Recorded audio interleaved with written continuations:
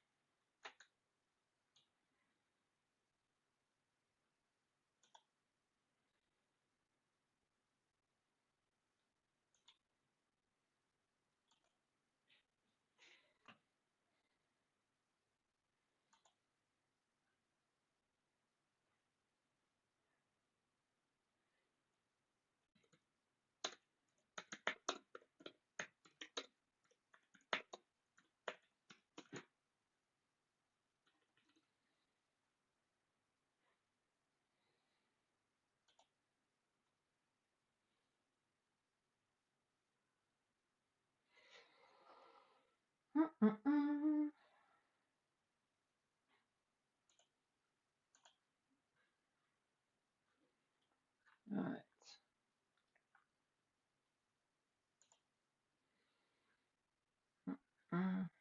Pages. Okay. Right. If anyone's watching, I do apologise. I'm just sharing this everywhere. Boo-ba-doo-boo-boo.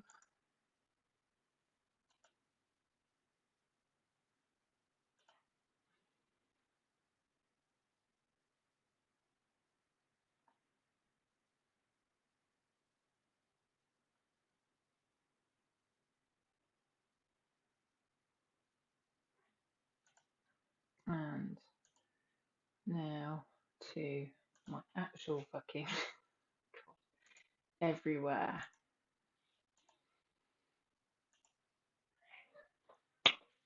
Right. This is funny. Okay, so I don't have Sabrina with me this evening because she is not feeling too good. It's moon time for her, so and she's got a headache and stuff. So she turned around and said she's not coming over this evening. So you've just got me. Aren't you all very fucking lucky? If you want to come and chat to me, you have to come to the In Vino Veritas group. So if you're watching this on one of the shared links, actually just click on the thingamy-bob and then you can come and join me in here. And you could even, if you wanted to, come and join me on camera for a chat because I'm going to cook some dinner and of course drink some wine because it would be rude not to. And I don't know, just do my usual thing of talking a lot, basically. And I should probably tag some people. The only problem is doing this here. I may tag some friends. Tag friends? No. Do I want to just invite people? Nope. It's not going to let me do any of that shit. I'm doing it from here. Anyhow, right.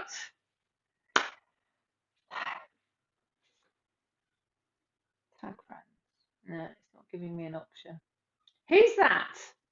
Is there someone watching? Can you try typing something in the comments if you come in, or send a like or a heart or something so I can see that everything's working properly? Because last time when me and Sabrina did this last week, there was a fucking problem going on with Facebook and it was being weird and I couldn't see what anyone was saying,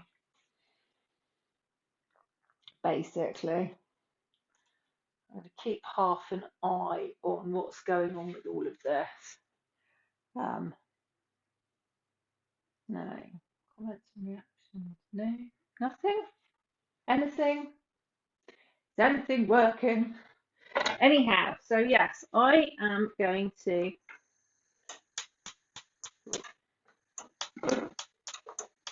I'm going to try and turn the gas on. Highly skilled job.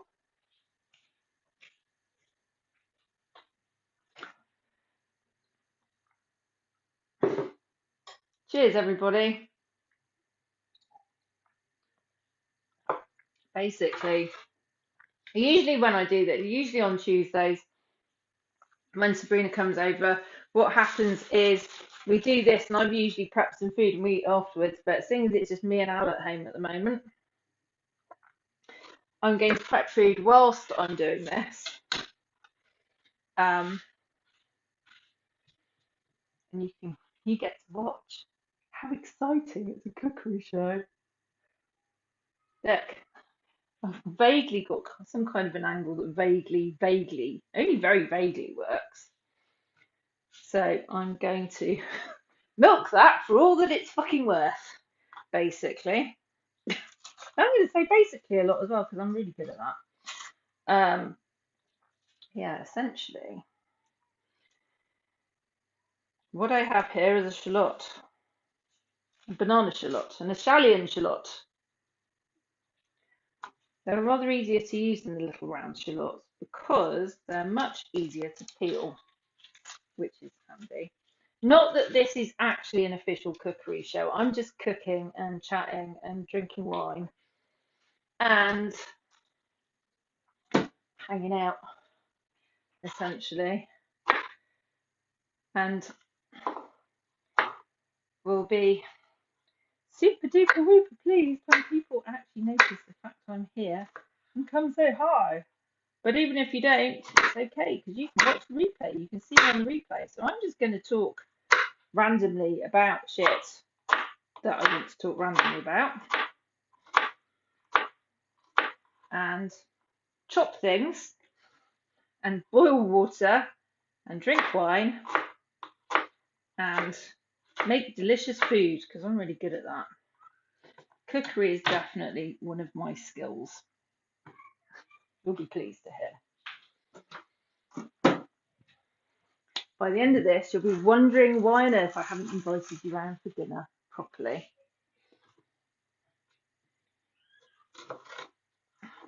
So I'm going to do 2 of these because it just seems like it would be a good idea. And I'm all for good ideas.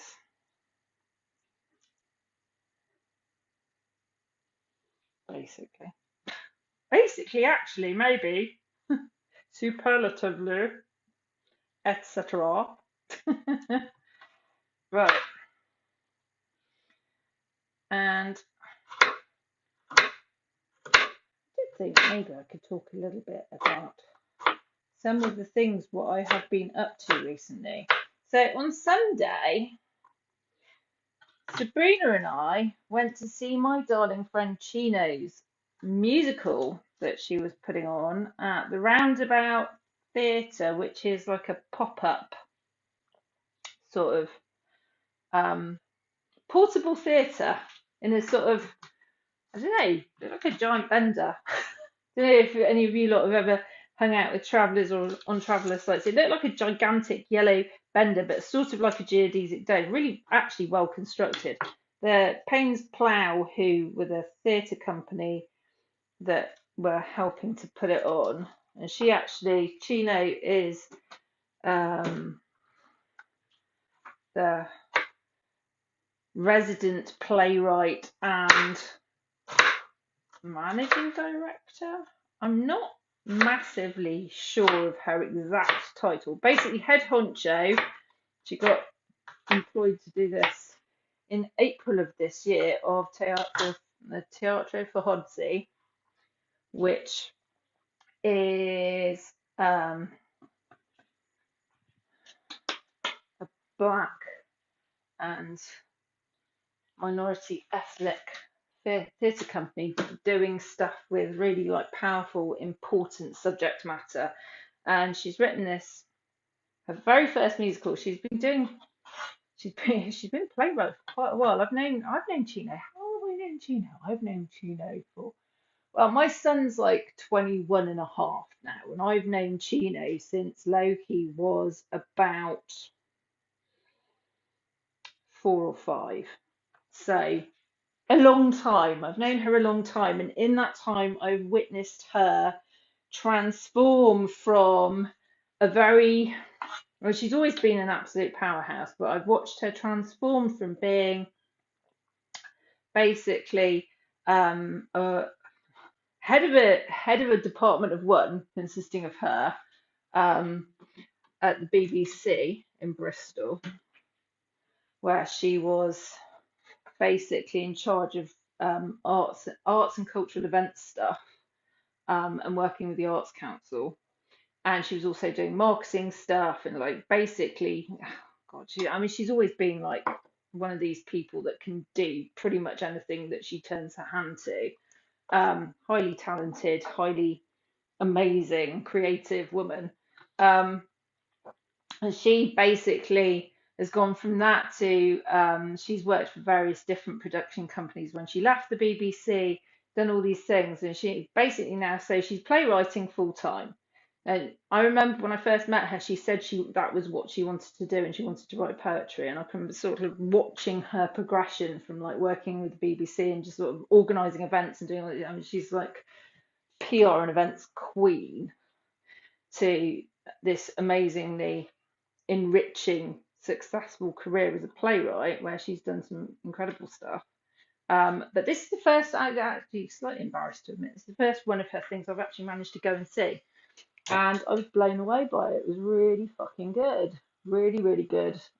Very powerful, difficult subject matter from the point of view of, at the end of the day, it starts off basically talking about healing the patriarchy and goes into the whole experience of being young and black, and what it, the relationship dynamics and the relationship dynamics of, I'm going to say, sort of mixed race relationships, and it goes into bereavement and all. It's so powerful, amazing. Like me and Sabrina both basically watched this play on Sunday and loved it. Incredible music, and like this, the actors were amazing. Everything was amazing, and we walked out and we were a bit like, holy shit, that's going to stay with me for a long time. It was really, really, really good.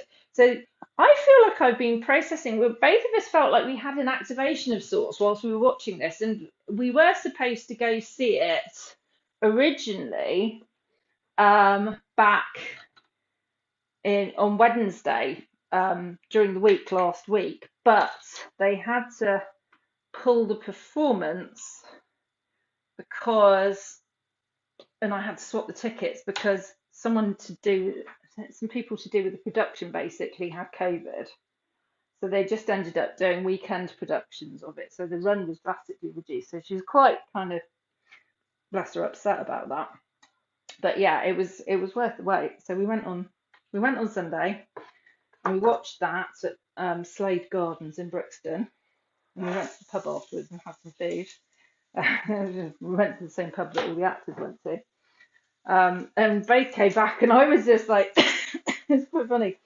I was literally just sat upstairs in a darkened room. I was just like, are you okay? And I was just like, I'm just processing. I don't think I want to watch any TV this evening. I'm just processing everything, basically. And I sent Sheena a message saying, I'm so proud of you. That was amazing. And it was, uncomfortable and uncomfortable to watch in places at the same time, like super powerful, and actually really enjoyed it. I like being challenged with stuff from the point of view of, I think it's important, I wrote a post actually on my Facebook page the other day about like the whole purpose of great art is to actually help you to see life through someone else's lens rather than just sticking to your own perspective. It's like great art helps you to understand other people, other cultures, other perspectives, other points of view. That's absolutely, I think, it enables you to see the world through someone else's eyes for a short amount of time. And, it should move you. And I was deeply moved. There were quite a few points in the play where I actually felt like I was going to burst into tears. I felt deeply emotional. And it was really funny as well. It's, yeah, all sorts of amazing things. Nothing but praise for basically what was a really compelling, well-written, moving, powerful production. I'm going to look to see if anyone's actually talking to me now, because I literally can't fucking tell if anyone's saying anything. No, I can't see anything. If anyone is trying to talk to me, Facebook's not letting me know.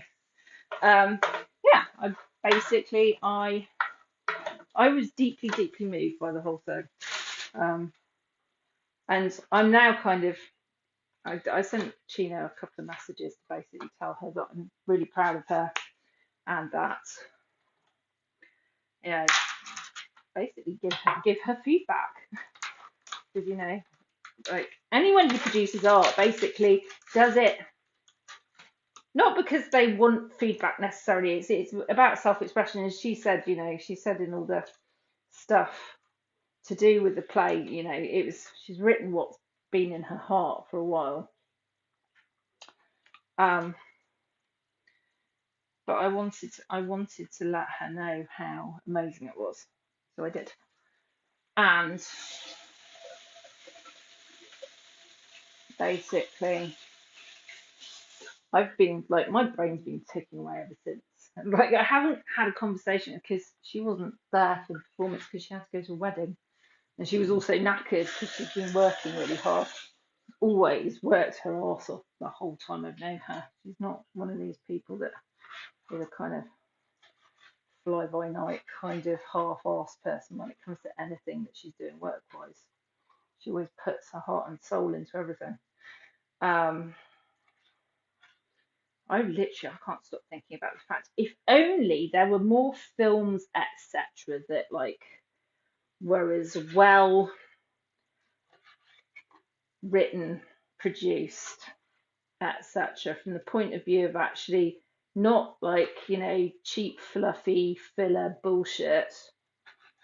That nothing wrong with a bit of fluffy filler bullshit on occasion if you're just in the mood for something that's unchallenging. But I you know, come back to this idea that great art really can change lives, change the world, etc., etc. And it's a shame in a way that there's not more stuff in the mainstream that goes as deep and is as, yeah, it had everything. It was funny, it was deeply moving, it was uncomfortable. There were bits in it that reminded me of stuff I remember witnessing when I was younger, when I first moved to Bristol, when I was living there. I lived in St Paul's in Easton for a bit. I actually squatted in Easton for a bit. And yeah, some of the stuff that was referenced in it reminded me of behaviours I have witnessed in other white girls. It's kind of interesting at the time because one of the characters is white and rather presumptuous, and condescending and generally a bit kind of edgy. Really good actress, actually. They were all really good. Right, looks like I've overly cooked the shallots. I'm putting chicken in the pan now. Chicken. Well, hey.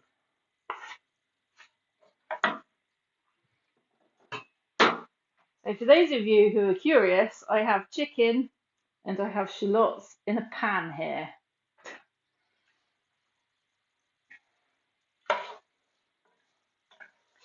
And yeah, so that's been quite a major, because I literally haven't been to the theatre. I haven't been to the theatre, I'll be honest. When was the last time I went?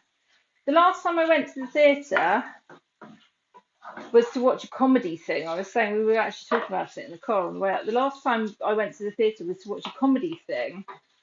Before I met Al, we've been together 10 years, at the Tobacco Factory Theatre in Bristol. And I only went into this comedy thing because I got comped tickets by the guy who was actually doing the performance that night, because we met him in the beer garden.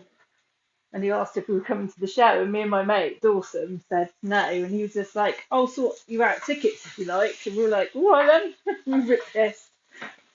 And he was actually doing this. He was cooking on stage and cracking jokes. Quite funny. And before that was when Loki was really fucking little, And essentially to a kids' production of Humpty Dumpty at the Egg Theatre in Bath, which was. I actually went with Chino, believe it or not, with her daughter Kumo. Kumo and Chino, Kumo and Loki were really little. We went and watched this production of Humpty Dumpty at the Egg Theatre in Bath and went for coffee afterwards. And I can't really remember anything about it, but it was designed for kids. So it was fun. That's what I remember about it. I've never been. I haven't been a big theatre goer because when I was at school, I had like my drama teacher, Mrs. Hodgson, at Wells Blue School, which has produced such illustrious alumni as Edgar Wright, film director, who was actually in my year, in all my classes, in my tutor group, fucking everywhere. Yeah. And we always knew he was going to be the Great White Hope, as it were, when we were at school. It was so fucking obvious from the off that he was going to end up being a famous director, and we used to talk about it all the time. And lo and behold, he was a famous film director. But yeah, we had like our drama teachers actually at Wells Blue were really good. Mrs. Hodgson, who was the one that I did GCSE drama with, she used to get us booked in to see really amazing productions of stuff. I remember going to see Hamlet at the National Theatre with Daniel Day-Lewis and Judi Dench and Pete Postlethwaite in it.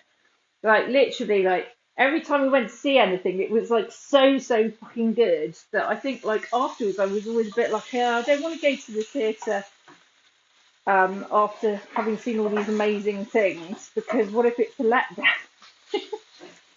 So I just kind of stopped going. On Saturdays, there's quite a few people like that, and when you kind of really literally spoiled to shit by an experience of like going to really incredible productions when you're a kid, so it's very well teenager, it kind of makes you go, I don't want to go and see anything that could possibly be substandard kind of thing. So you just avoid. Well, I did. Right, I'm going to put smoked garlic in now. The chicken is frying.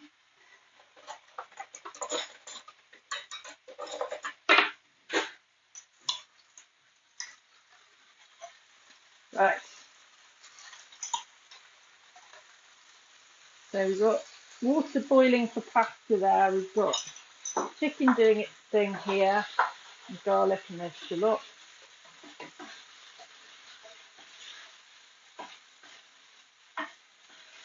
And this is kind of fairly simple. Who's watching? Who's that? Can anyone talk to me?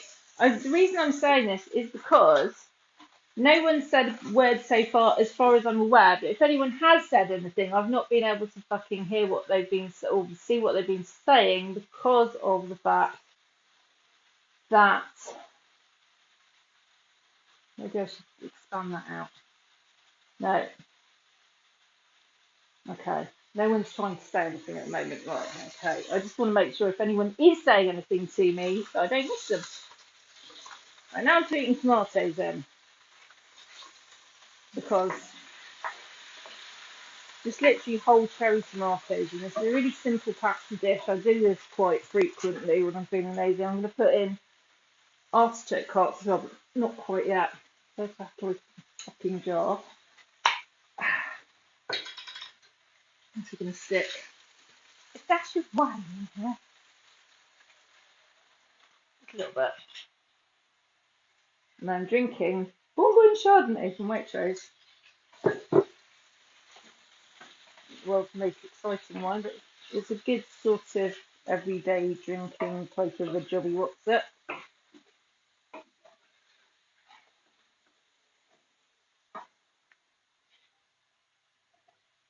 I'm also going to boil the kettle because I do actually want to make this a little bit saucy. I'm going to use chicken stock in here and capers and lemon juice and things.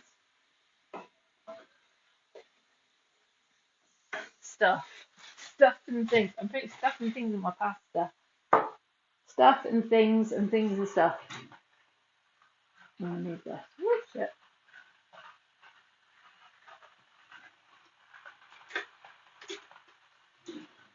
Oh,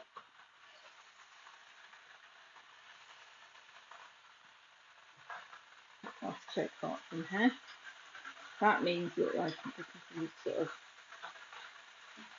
squidge themselves down a bit during the cooking. During the cooking process. And did you know artichoke pots are extremely good for your liver and kidneys? Counterbalance the alcohol. So we'll put lots of them in. Because why would you not?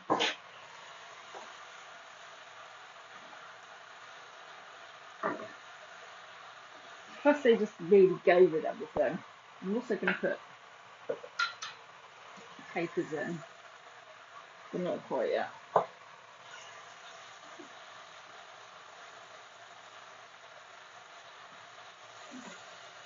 also going to put the lid on that so that it can actually boil. And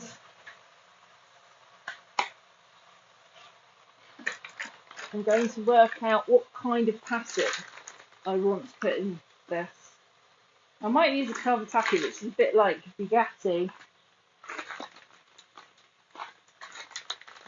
Bucatini or whatever the fuck it's called. Not Bucatini. It's like fusilli, but it's got holes in the middle. It's like or spirali. Anyhow, I like Artichoke pasta because it's good quality, and also because I went to Waitrose yesterday with the intention of buying some Artichoke pasta, and I got there, and everything I wanted was on offer. Of course, then bit magic like that. That's kind of cool. Oop. So, tiny bit of water in here, and chicken stock. I would of course use real chicken stock, but I don't have any handy in a pot, so I'm using a stock pot instead.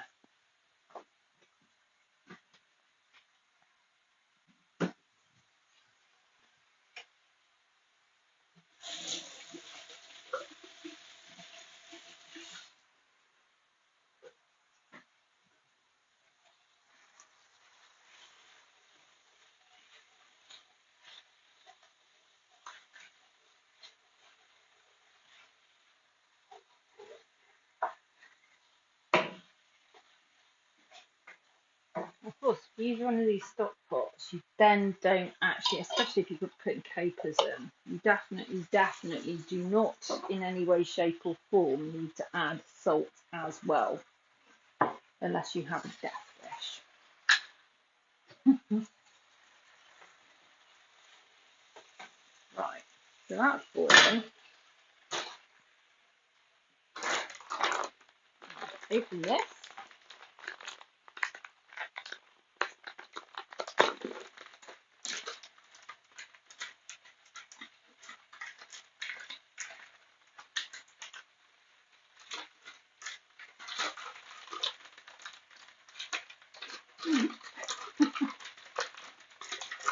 I'm hoping that I don't make it go everywhere.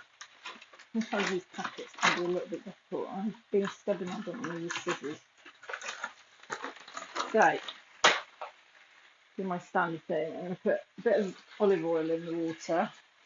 Some people might turn around and tell me I shouldn't. I should just have a bigger pot, but I don't care. It kind of stops it from sticking. And some salt. And then you put a load of pepper in. Don't ask me what amount. I just do enough so that I can guarantee I've done too much for this meal now, and there'll be leftovers for tomorrow, basically. That's loads of fun. Oops.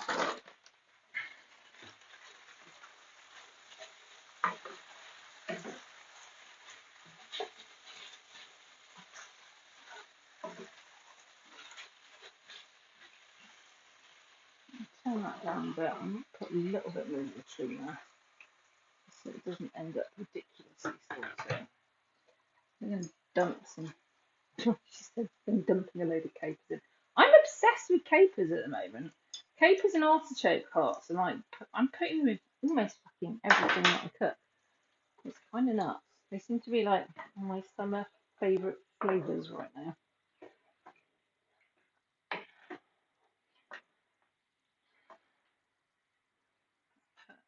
Lid half back on. Comme ça.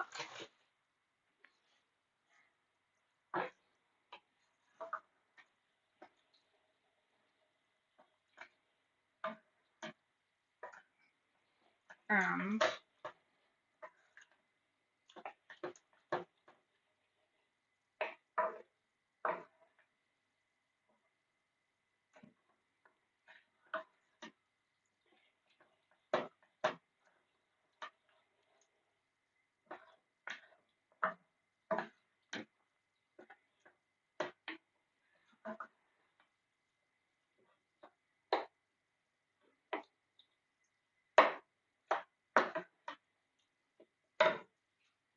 just stirring around for no apparent reason right now. So putting that by there.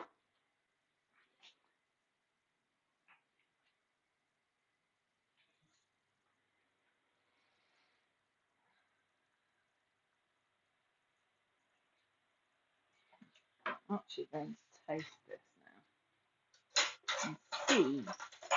That's good. Oh, that's quite pokey. I'm also going to put some lemon juice in because it would be rude not to. I'm going to wash that.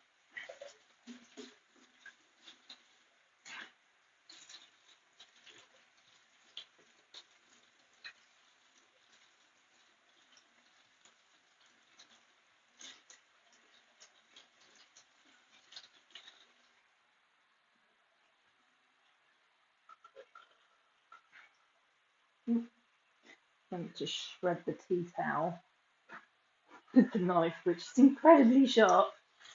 Right, chopping board. Of the many chopping boards, we have a lot of chopping boards in this house. One of Al's favourite things is buying chopping boards, I swear to God. Always buying new ones. I get the lemon squeezer because it's just a little bit easier using a lemon squeezer.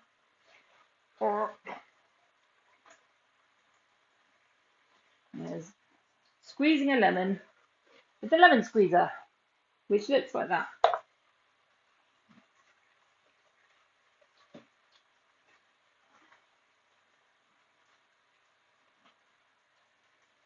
And then what I love about this is you just pour it in. Juice of one lemon, that should be enough, I reckon. So you got so far chicken stock, white wine, and lemon juice making this sauce. If any of you should wish to try and copy me in any way, shape, or form, it's very delicious, I promise you. Variations on this theme have been a bit of a staple over the summer whilst the kids haven't been here. Haven't tried it with them. Probably like it. Don't know if Lola likes capers. To work that one out. Anyhow. And last but not least, in this wonderful melee of stuff, we have spinach. Hurrah! Fabulous. Because everyone loves spinach, if they're me. Spinach, one of my favourite vegetables. My favourite vegetables. Feel free, if you're watching the replay of this, to comment with your favourite vegetable. I've only had half a glass of wine, not even that actually, and I'm really having difficulty with my words. Use your words list. Right. My favourite vegetables are spinach, artichokes, globe variety. I don't like Jerusalem artichokes at all, really. Gutting. and farty. Blech. Not that I have an issue with farty vegetables generally, but yeah, Jerusalem artichoke, not a fan. So my favourite vegetables are not Jerusalem artichokes, globe artichokes. For fuck's sake. Like I said, half a glass of wine, less than half a glass of wine. I swear to God, I'm acting like I'm drunk. I'm not drunk. I promise, I'm not drunk. Um, Globe artichokes, spinach, purple sprouting broccoli. I love. It's funny actually because we've got some in the fridge that needs chucking out at the moment because Al bought it and we kept forgetting to use it because it just got buried in one of the crisper drawers. And what's the other one? I love avocado. I love avocados, tomatoes. Actually, asparagus in season. Oh, my favourite. It has to be proper British, preferably from somewhere like Evesham. Yes, I am a fuss pot. I make no apologies. Proper English homegrown asparagus, the big fat spears that you get, is just the best. Roasted or steamed with Parmesan shavings on it, or you can dump a poached egg on it. You can have it with hollandaise sauce. That's also very nice. Béarnaise sauce if you're feeling slightly more adventurous. It's good shit. Anyhow. Ooh, that's doing its thing. Everything's doing its thing in a satisfactory manner.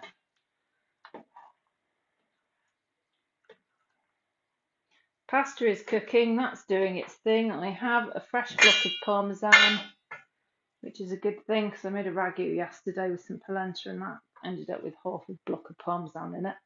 Who's that? Hello. Say hi. It's just me today. It's not Sabrina. She's not feeling too good. So this isn't officially the podcast. I just called it In Vino Veritas because I did announce earlier on Facebook on my main page, my main profile, that we would be doing it tonight. And then she basically turned around to me and said, look, I'm not going to come over because I'm really not feeling it and I've got a headache and so on and so forth. And I was just like, okay, fair enough. I'm going to go on anyway, basically. So here I am. And I was just like, oh, do some cooking. Because I like doing cooking. So I am cooking. Voila.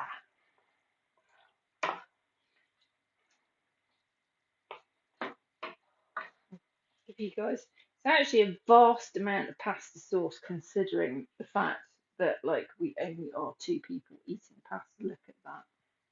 Oh shit. Look at that. I've made a fucking saute pan full of sauce. Or accompaniment. You could call it just accompaniment because it's not very saucy, etc. And there is liquid with it, not masses. Some. Basically, that's going to go with this cappuccini. I can't remember what it's called.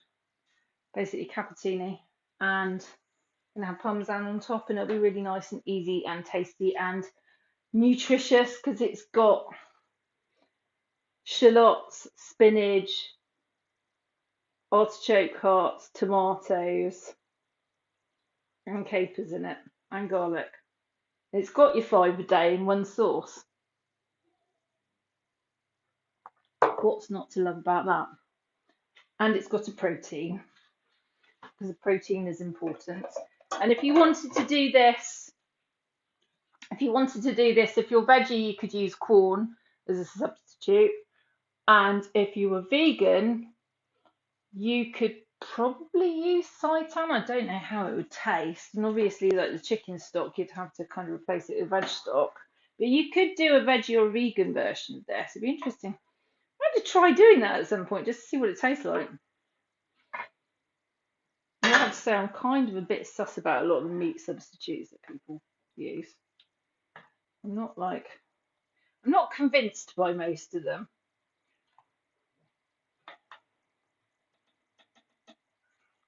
Right. I'm going to taste this and see how it is.